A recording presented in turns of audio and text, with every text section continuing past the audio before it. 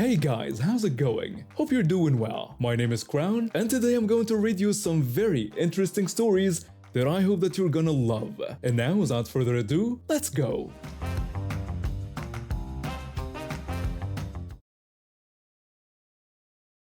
My husband and I always made our home the center for gatherings. We had 4 kids who meant the world to us. My husband's brother had 3 daughters and a son, ages 11, 7, 4, and 2. My own boys were 18 and 10. Every weekend, every holiday, every special occasion, those kids were at our house. We were the fun aunt and uncle, the ones who spoiled them rotten and sent them home hyped up on sugar and excitement. My husband's brother married this woman 5 years ago. At first, she seemed nice enough. We both worked as caregivers for elderly people, so we had that in common. When my husband's grandfather started showing signs of dementia, we naturally stepped up to help. The old man had been like a father to my husband after his parents died young. We took turns checking on him, making sure he took his medications, helping with grocery shopping and doctor appointments. The arrangement worked well for months. She would visit on Tuesdays and Fridays. I would go Mondays and Thursdays.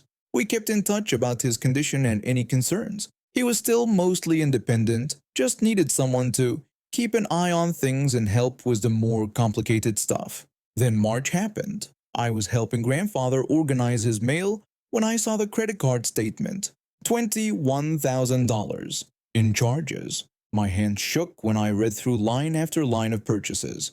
Concert tickets for $800. A $1,700 payment to some woman's Venmo account, $1,600 for something called a boudoir photo shoot, $600 at Victoria's Secret, $450 in food deliveries from some Mexican restaurant, a $400 ATV excursion in Mexico, $650 for designer medical scrubs. Grandfather stared at the paper with confusion. He told me he didn't remember buying any of this stuff and asked what a boudoir photo shoot was. I told him not to worry and that we would figure it out. But I already knew. Only 2 people had access to his wallet and personal information on a regular basis. Me and her. I called my sister-in-law immediately. I told her we needed to talk and asked her to come over to grandfather's house. She asked what was wrong and if he was okay. I just told her to come over now. She arrived 20 minutes later and I showed her the statement. I asked her if she knew anything about this. Her face went white, then red. She started crying. She said she could fix this and could pay it back. She said she was going through a rough patch and just needed some help. She claimed she was going to put it all back before anyone noticed. I told her she had stolen $21,000 from a man with dementia. She said it wasn't stealing if she was going to pay it back. She said she would work something out with the bank and get a loan. She begged me not to make this into a big thing. I asked her if she was serious, calling it a big thing when she had committed elder abuse. She told me not to be so dramatic and that she would handle it. But she didn't handle it. Days passed with excuses and promises. Meanwhile, grandfather was getting calls from the credit card company about missed payments. His credit was being destroyed. The next time I visited grandfather, I made a decision. I told him we were going for a drive. He asked where we were going. I explained we needed to go to the sheriff's office to report what happened to his credit card. The deputy who took the report was kind but thorough. Grandfather had to explain multiple times that he hadn't made these purchases, that he'd never been to Mexico, that he didn't know what a boudoir photo shoot was. It was heartbreaking watching him struggle to understand why someone he trusted would hurt him. Within a week, everything started falling apart for her. She was fired from her caregiving job and blacklisted from working with elderly clients anywhere in the county. She called me crying. She asked if I was happy now because she had lost her job. She wanted to know if that wasn't punishment enough. I told her she had stolen from a vulnerable old man and was lucky jail time was still pending. She said those kids loved me and didn't understand why they couldn't come over anymore. She blamed me for tearing the family apart. I told her that I didn't tear anything apart. She did that when she decided to commit felony theft. The kids stopped coming over immediately. My 10-year-old kept asking when his cousins were coming for their usual weekend sleepover. I had to explain that there were some grown-up problems that needed to be worked out first. Summer came and went without the usual pool parties and backyard barbecues. No 4th of July with sparklers and homemade ice cream. No back-to-school shopping trips where I bought them supplies and new clothes. She bounced between jobs, getting fired from 2 more places. The rumor mill in our small town said she'd been caught stealing from both employers, but nothing formal was filed. Then October arrived and with it, new problems. I'd switched jobs recently and was gathering documents for my new employer when I realized my social security card was missing. A few days later, a credit card I'd never applied for showed up in my mail. My suspicions immediately went to her. She was living in our old house, the one we'd basically given them when they were struggling financially. Credit card offers for me still got delivered there regularly. I couldn't prove anything, so I let it slide.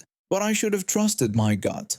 On November 21st, I got an alert on my phone. Someone had opened a PayPal credit account in my name and immediately used it to send $250 to another PayPal user. My hands were shaking when I called the fraud department. The customer service representative told me they could see the account was opened using my social security number and current address information. They explained the payment went to an account registered under a different name. I asked them what name it was. They said they couldn't give me that information, but I could file a police report and the police could request it through proper channels. I drove straight to the police station. The officer was sympathetic but explained it would take time to get the paperwork from PayPal to prove who received the money. That evening my brother-in-law called. He said she was telling him that I was trying to blame her for something she didn't do again. I explained that someone had used my stolen social security card to open credit accounts and steal money. I told him she had access to my mail and a history of theft. He said I couldn't keep doing this to her because she had learned her lesson. I asked him if she really had, since I heard she got fired from another job last month for stealing. The line went quiet. 2 days before Thanksgiving, she made her ultimatum. She called while I was making cranberry sauce, my youngest son helping me in the kitchen. She told me she had made a decision. She said the kids weren't coming to Christmas unless I dropped old charges against her. She meant both the ones for grandfather and the PayPal thing she claimed I was trying to pin on her. I told her she was using those children as weapons. She said she was protecting them from someone who was trying to destroy their mother. She repeated that I needed to drop the charges or I wouldn't see them for Christmas. She said it was my choice. My son looked up from the cranberries he was sorting. He asked if the cousins weren't coming for Christmas. The hope in his 10-year-old eyes broke my heart. Every Christmas since he was born had been spent with those kids. They were more like siblings than cousins. I told him I didn't know yet. After he went to bed, I sat in the dark thinking about her audacity. She steals from an elderly man with dementia. She steals from me using my personal information. She gets fired from multiple jobs for stealing. And somehow, in her twisted mind, I'm the villain for holding her accountable. Christmas morning was devastating. My youngest kept looking toward the door, expecting his cousins to burst in with their usual chaos and excitement. Instead, it was just our immediate family, opening presents in an oddly quiet house. But karma has a way of working itself out. In January, the court case finally moved forward. I sat in the gallery watching the judge read through the evidence. The PayPal investigation had come through, the money had gone directly to an account she'd opened using her own name and bank information. Her attorney tried to argue for leniency, citing her young children and previous clean record. The judge wasn't having it. The judge said the defendant had shown a pattern of stealing from vulnerable people, including elderly clients and family members. He noted that she had used children as leverage to avoid facing responsibility. The court sentenced her to 20 days in jail, suspended until after the new year, and full restitution of $8,000 to be paid immediately. She started crying, but they weren't tears of remorse. They were tears of someone who finally got caught and couldn't talk her way out of it. When we left the courthouse, she turned to me one last time. She said she hoped I was satisfied because I had destroyed her family. I told her that I hadn't destroyed anything. I had held her accountable, and there was a difference. The kids still haven't been back to our house. My youngest has stopped asking when they're coming over. But I sleep well at night knowing I did the right thing, even when it was the hard thing. I've been running my own tow company for about 8 years now. We handle everything from roadside assistance to impounds, but the bread and butter of our business comes from repossession contracts with banks and finance companies. The whole mess started back in late September 2019. My wife handles most of the paperwork side of things while I do the actual towing. She came into the shop that Monday morning with a stack of new repo orders, and one of them caught my attention right away. The address was in a neighborhood I knew well, and the car was a newer model sedan that would be easy to spot. I've learned over the years that timing is everything in this business. People hide their cars when they know they're behind on payments. They park in garages, leave them at friends' houses, or sometimes just drive them around constantly to avoid guys like me. This particular car had been on my list for over a month, and I was starting to think the owner had figured out we were looking for it. Every few days, I cruised by the house at different times. Early morning before work, lunch breaks, evenings after dinner, even late at night when I was heading home from other jobs. The driveway was always empty, and I never saw the car parked on the street nearby either. I was beginning to wonder if they'd moved it out of state or sold it privately, which happens more often than you'd think. Then came Halloween week. My wife and I had just finished dinner at our favorite little restaurant across town. We'd taken the record truck because I'd had 2 other repos earlier that evening, and it was easier than switching vehicles. When we were driving home, I decided to make one more pass by the house, just out of habit more than anything else. That's when I saw it sitting in the driveway like a gift from heaven. It was about 11:30 at night, and the house looked completely dark. Perfect conditions for a quick and quiet repo. I pulled over about 300 meters away and explained the situation to my wife. She's been doing this almost long when I have, so she knew the drill. I grabbed my flashlight and clipboard with the repossession order and started walking toward the house. Call it a quirk, but I always hum the Mission Impossible theme song when I'm sneaking up on a car. It helps keep me calm and focused. The car was parked nose first in the driveway, which was perfect since it was rear-wheel drive. All we had to do was hook up the back wheels, and we'd be out of there in under 30 seconds. I signaled my wife with a flashlight, and she started backing the wrecker up the driveway with all the lights off. She's gotten really good at this over the years. She killed the reverse lights and backup beeper so we could go full stealth mode. The lifting arm, what we call the stinger, slid under the car perfectly, and she locked it in place. Everything was going exactly according to plan. That's when our perfect night turned into a nightmare. Karen screamed at us from the top of the stairs, demanding to know what we thought we were doing. I looked up toward the house and saw this woman in her 50s standing there. She was wearing a nightgown and holding what looked like a shotgun, though she was having trouble getting a good grip on it. I immediately dove for cover behind the car parked next to the one we were repossessing. My heart was pounding, but I tried to stay calm and assess the situation. Karen was trying to pump a round into the chamber, but she was clearly not familiar with how the gun worked. She swung it out to her left arm and slammed the action down, but instead of securing the slide, she completely lost her grip. I watched when the shotgun tumbled down the concrete stairs, bouncing end over end. Just before it hit the ground, the thing went off with a deafening bang. I heard a whistling sound followed by a hissing noise, and suddenly the car I was hiding behind shifted at a weird angle. This crazy woman had just shot her own car that we were in the process of legally repossessing. Karen started yelling that we idiots had damaged her car.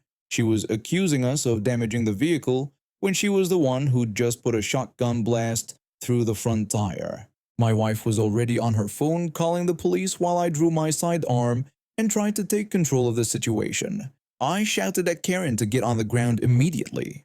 Karen was also calling the police, but her version of events was completely different from reality. She told them that there were 2 men trying to steal her car and that we'd damaged it.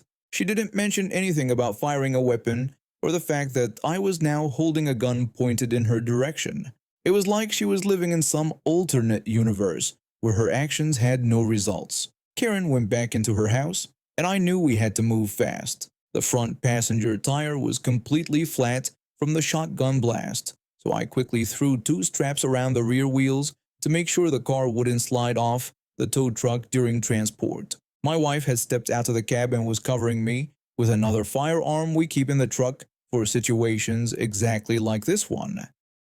When I secured the straps, I jumped into the passenger seat and we drove about 2 blocks away to wait for the police. When the officers arrived, they separated us and took our statements. That's when things got really interesting. It turned out that Karen wasn't legally allowed to own firearms due to previous felony convictions, and the shotgun she'd been waving around was reported stolen from a gun shop break-in 6 months earlier. The police arrested Karen on the spot and charged her with attempted armed robbery, possession of a firearm while committing a felony assault, malicious destruction of property, and possession of a firearm by a felon. They also impounded the stolen shotgun when evidence. I didn't see Karen again until we went to court 3 months later. Her lawyer tried to argue that she was just defending her property, but the judge wasn't having any of it. The repossession was completely legal, we had all the proper paperwork, and Karen had endangered multiple lives by firing a weapon she wasn't supposed to have. Karen ended up pleading guilty to all charges and was sentenced to 15 years in prison. The judge also ordered her to pay restitution to the bank for the remaining balance on the car loan. My wife and I filed a civil lawsuit for the trauma and danger we'd been put through. Karen's homeowner's insurance tried to fight it, but our lawyer presented security footage from a neighbor's house that showed the entire incident. We were awarded $16,000 in damages for mental distress and the dangerous situation we'd been forced to endure. Karen's insurance company dropped her policy after the settlement. Apparently, using stolen weapons to threaten people doing their legal jobs isn't covered under standard homeowner's protection. Karen lost her car, her freedom, her insurance, and ended up owing more money than she would have if she'd just let the repo happen quietly. I moved to this street about 8 months ago. The only downside was the parking situation. The street is pretty narrow, and with cars parked on both sides, there's barely enough room for 2 cars to pass each other. Because of this, the city made it residents-only parking. Each house gets exactly 1 parking permit that you have to display on your dashboard if you want to park on the street. Since I don't own a car, I never really thought much about the permit. It just sat in my kitchen drawer collecting dust. I take public transport to work and walk to most places nearby. When I need to go somewhere further, I either take a taxi or my boyfriend picks me up. My boyfriend lives about 20 minutes away and comes over most weekends. He's always been respectful about the parking rules. Even though it's a bit of a hassle, he parks in the public lot 2 blocks away and walks over. It's not too bad during good weather, but when it's raining or he's carrying stuff, it can be annoying. The trouble started about 3 weeks ago. We had decided to do a big grocery run since we were planning to cook together all weekend. We went to the wholesale store and ended up with way more bags than usual. Canned goods, bottles, frozen stuff, the works. When we got back to my street, my boyfriend suggested stopping right in front of my house to unload everything. He said he'd just pull up for a few minutes since there was no point in both of us struggling to carry all the heavy bags from the parking lot. I asked if he was sure about parking there since I knew how strict the rules were. He pointed out that it was Sunday afternoon and the street was completely empty, and we'd only need 5 minutes at most. He was right. There were tons of empty spots, and we'd literally be 5 minutes max. So he pulled up right in front of my house and we started grabbing bags from the trunk. We were almost done when my next door neighbor appeared. This guy has lived here for probably 30 years and acts like he owns the entire street. Ever since I moved in, he's been finding things to complain about. First, it was that my trash can was 2 inches too far from the curb. Then he said my hedge was growing onto the sidewalk by maybe an inch. Just petty stuff that he'd bring up with this condescending tone. The neighbor walked up and told my boyfriend that he couldn't park there without a resident permit. My boyfriend looked up from the trunk where he was grabbing the last few bags and explained that we were just unloading groceries and would be gone in literally 1 minute. The neighbor said he didn't care what we were doing and that the rules were the rules. He said this was residents-only parking. I tried to explain that we understood that, but we were just dropping off heavy groceries and the car would be moved right away. But the neighbor got even more aggressive.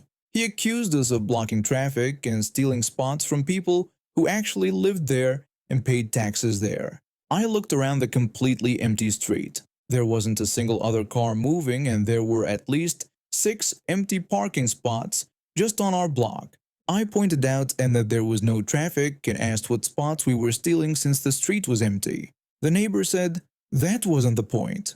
He said that we didn't have a permit and couldn't park there. Period. My boyfriend was getting frustrated but trying to stay calm. He told the neighbor that he understood his concern, but we were literally putting the last bag in the house right now and the car would be gone in 30 seconds. The neighbor said he didn't want to hear excuses. He threatened that if he saw this car parked on the street again without a proper permit, he would call the police. The way he said it was so rude and threatening. He was talking to us like we were criminals trying to rob the place instead of just trying to avoid carrying 50 pounds of groceries 2 blocks.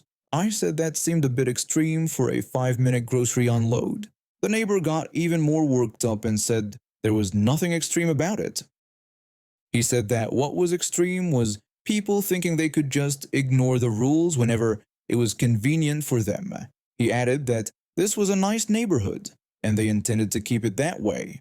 My boyfriend grabbed the last bag and slammed the trunk shut harder than necessary. He said fine, we were leaving now, and sarcastically apologized for the terrible inconvenience of unloading food.